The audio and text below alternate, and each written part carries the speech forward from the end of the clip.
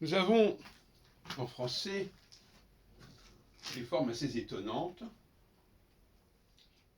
Par exemple, il y a des gens qui aiment bien dire « je dis ce que je veux », qu'on pourrait résumer par la formule « SKJV ». Ce que je veux. Et ça, c'est une formule très française. Je disais l'autre jour que le nom des lettres ne donnait pas leur prononciation, ne donnait pas leur usage. En français, on sait très bien que la lettre S, dans bien des cas, n'est pas prononcée.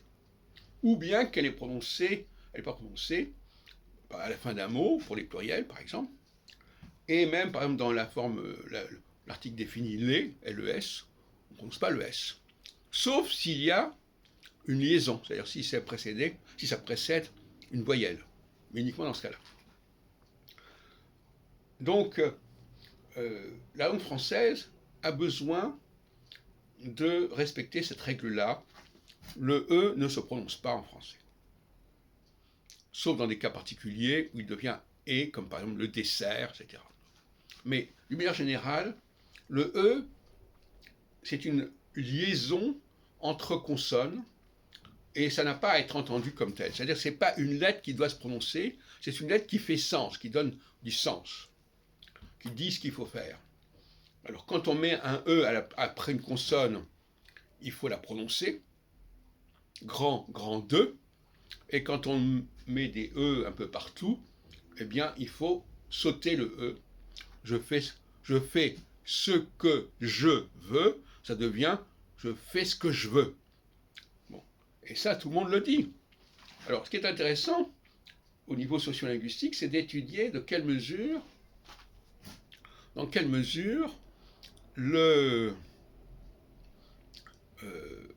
quelles sont les personnes qui respectent cette règle ou pas. Est-ce que, par exemple, les étrangers respectent la règle du E? Est-ce que les méridionaux respectent la lettre du E? Donc il y a une sorte de gradation comme ça. Dis-moi comment tu prononces le E, et je te dirai à quel groupe tu appartiens, en quelque sorte. Bon. Et ça n'a pas été dit qu'à présent. Or, c'est un facteur d'identité important, la langue.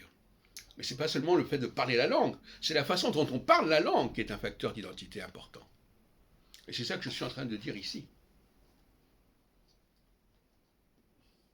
Mais il est évident que quand on interroge les gens, ils ne sont pas capables de vous dire ça. Parce que c'est subconscient, c'est un apprentissage subconscient de la langue. Ils parlent comme ça, ils ont appris à parler comme ça. Et ce qu'il ne faut pas oublier, je le répète chaque fois, c'est que quand on parle de cette façon, qui à mon avis est la façon idéale de parler, on n'est pas compris par tout le monde. Non seulement donc, il y a des personnes qui ne parlent pas comme il faut cette langue, mais ils ne la comprennent pas non plus comme il faut. Parce que quand on leur parle, comme je dis ce que je veux, écoutez, je suis désolé, mais en anglais, en allemand, en italien, c'est beaucoup plus facile à comprendre. En français, on ne sait même pas où est le mot, quelles sont les séparations entre les mots. Mais ce n'est pas du tout une critique. Au contraire, c'est une langue qui est très subtile, qui est très sophistiquée, qui demande un apprentissage très tôt, parce qu'il y a toute gymnastique de la combinaison des consonnes qui n'est pas à la portée de tout le monde. Beaucoup de gens ont besoin que chaque consonne soit accompagnée de sa voyelle. Voilà.